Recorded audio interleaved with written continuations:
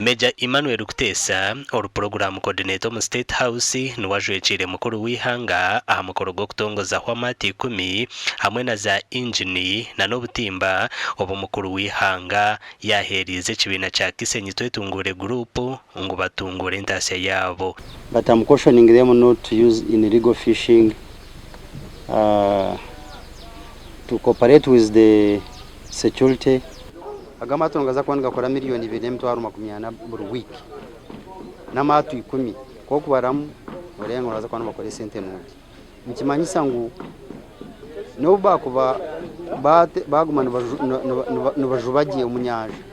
baza kutunga sente inyanja yaboneza gumaho. Major Kutesa nagira ngo bwahatabariyo nibegesa endije myaro okwegitera hamwe okugira ngo mbwire bwo misho mukuru wihangana bakaba kwateraho nemyare ndijo n'aba security na groups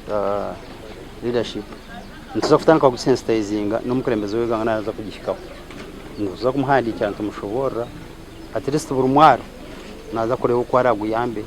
aho uko kinkumanya buri mwara guye plan yago ukoreba ngo bargomoro jibaba bakwatanise itaba FPU